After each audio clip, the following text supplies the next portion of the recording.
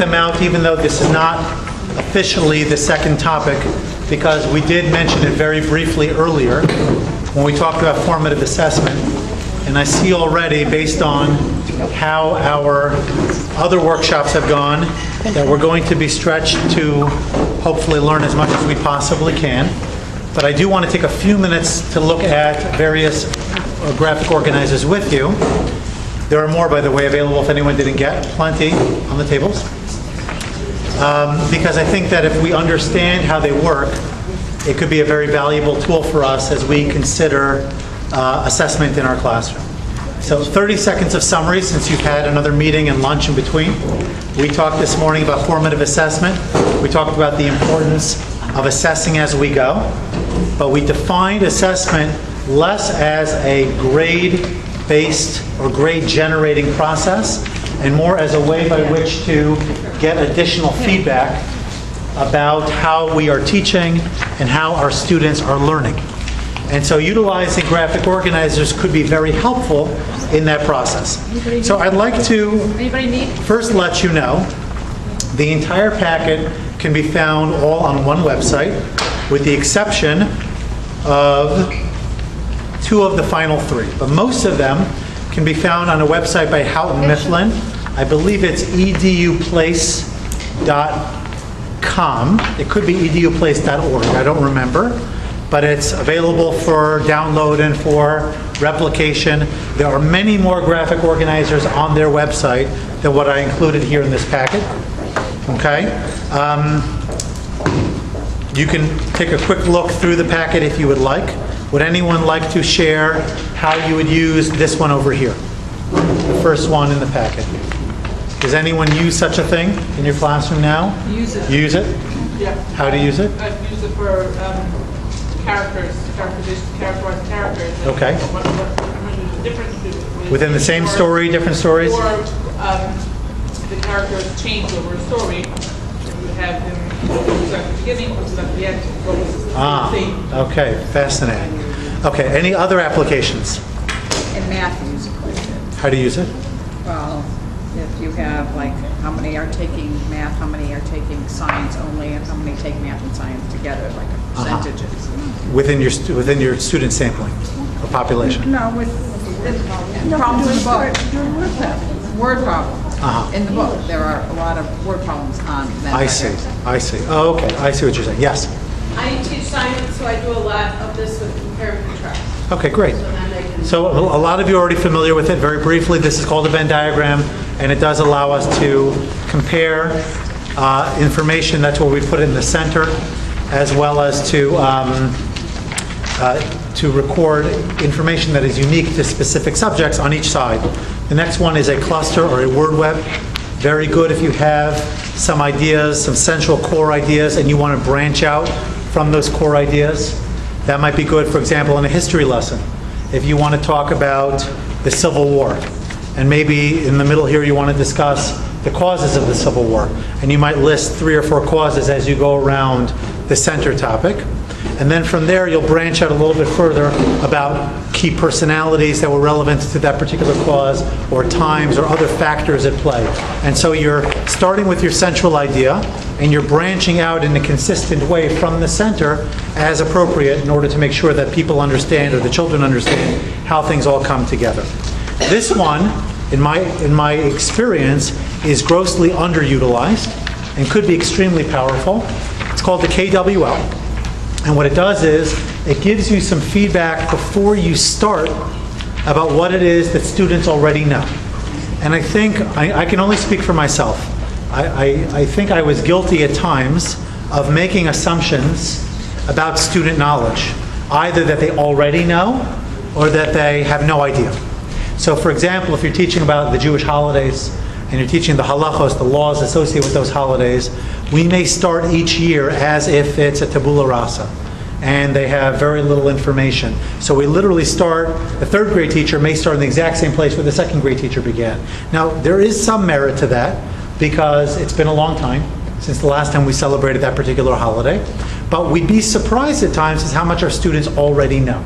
So having that information from the outset may be valuable. And then, of course, we identify what it is that we want to learn, and then afterwards fill in the column about what we actually did learn. The benefit of that is that it engages the students. It makes them feel that we're really differentiating and kind of like focusing the instruction to what it is that they know, and it also saves time. Because if you have information that your students have generally mastered, you really don't need to spend more time on it. You can move on to something else. And that could really be helpful in a variety of ways, especially one of the things I've heard over and over, which doesn't surprise me, is the pressure that everybody here, well, most people, if not everybody, feels and faces when trying to weigh the proper balance between moving along in your curriculum as well as drilling down and really, trying to make sure that your students understand the information the way you want them to get that level of depth and that level of comfort. Okay? I'm going to skip through most of these at this point because not only do I think that they're pretty much self-explanatory and intuitive. If you want, for example, a student to see something in a visual context and you're dealing with something historical or you're dealing with something that's sequential, a timeline works really well. The one right before it would work nicely, a step-by-step chart. This is good for a narrative in a story. This might be good for those who would teach Gemara. It would be good for, let's say, a Shaklavitaria, for a sequential presentation of different information. Anything where you want to see it in a step-by-step basis, where they can see how the information progresses from stage to stage. The one I wanted to bring your attention to, though, is this one over here. And the reason I like it, it's not actually something you would give to your students typically. It's sort of a checklist for yourself. It's a way by which you kind of ensure that you're being sensitive to the various needs of your students. Because I think, again, I'm going to speak from personal experience, I think that we have a tendency to teach in ways that we are most comfortable. We have a tendency to teach with two skills that we may possess on our own. So, for example, if I am a verbal learner, or if I feel that I am gifted in the area of verbal expression, I am probably going to do a lot of lecture in my classroom. I'm probably going to stand at the front of the room, even if I walk around a little bit, and I'm going to present that information in a way that I learn best. I used a sports metaphor in the last one. I hope that that's okay, but I think it really captures the idea. It's very common for head coaches, managers, people who are in charge of their respective teams to be people who played the game before. They had the experience of being a player, but they usually were not the all-stars. They usually were not the very best. There are a variety of reasons for that. Maybe they need the money later on in life because the all-stars got such bad contracts that they don't need it. I don't know. But maybe the reason, I suspect part of the reason, is because it's awfully difficult for somebody to whom the game came so naturally, to whom they never really needed to think about the nuts and bolts, the X's and O's of the game, to give over to somebody else in that type of way. Somebody who was in the middle of the road, who had to establish his value on a variety of levels, who really needed to learn it because it wasn't just enough to let their natural talent take over, but they needed to develop their skills. They tend to be more successful when coming to teach others. Now, I'm not suggesting that this wonderful crowd here was somewhere in the middle of the road. I know everyone here, I'm sure, had very positive, by and large, experiences in school, etc. But I do think that we have certain tendencies as teachers to maybe loop back to the things that work best for us. So if we have something like this, I'm not suggesting that you would utilize it all the time, but maybe before every unit, how can I know this is not a topic on intelligences and modalities, but it is something we need to be sensitive to. How can I make sure that in the parak of Chumash that I'm going to teach, or in the unit, the science unit, the social, the history unit, whatever it is that I'm going to teach, how will I find strategic or create strategic opportunities where I can make sure that I'm tapping into different interests and strengths of my students. And sometimes you'll do something, like we talked about before, that will actually help a variety of students. For example, a cooperative learning assignment. You'll have intrapersonal, you have kinesthetic, you have auditory, you have a variety of things going on simultaneously. But doing this and holding yourself accountable to it, I think can be very helpful, because this way we're more inclined to actually do it rather than kind of prepare our lesson with the content and figure out the presentation aspects later. The presentation aspects are key, and that's something I sort of loop back to over and over, that we can't just expect that we're going to present. We have to make sure that the process of instruction is really something we think about a lot as we go through it. Please. What's the difference between interpersonal and intrapersonal? Interpersonal is me with you and others. Intrapersonal is self-reflective. Self-reflective. So if I'm engaging with you, I'm hearing your ideas and I'm sharing yours. But if I say to you, for example, I want everybody to please take 30 seconds and to try to imagine what it was like for Yitzchak Avinu to be sitting there with his hands and feet tied behind his back on top of Har HaMoriah. For Isaac to be bound on top of Mount Moriah as a sacrifice. How many of you, what does that feel like? Just for a moment. That would be intrapersonal.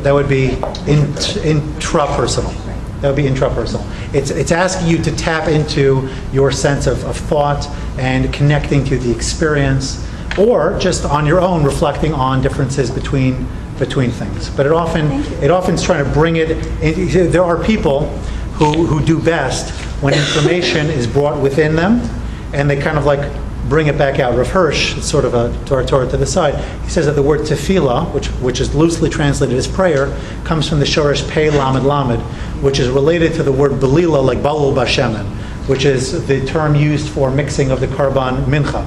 So he says that just like a karban tamid was, you had certain ingredients and then other ingredients were mixed into it and a new concoction, so to speak, was developed from within.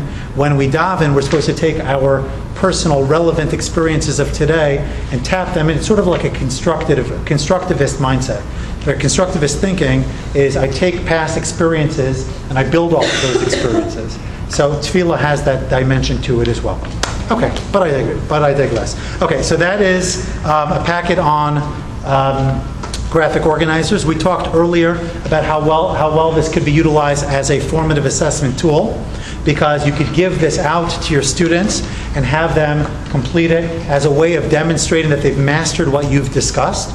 You certainly, I would encourage you to model this with them at the beginning to make sure that they're comfortable, they know what goes where. I had this idea that came to me when I was discussing with one of your colleagues who teaches in the lower school, but it might be valuable for you as well. You may, at the beginning, for example, in a Venn diagram, create somewhat of a word bank.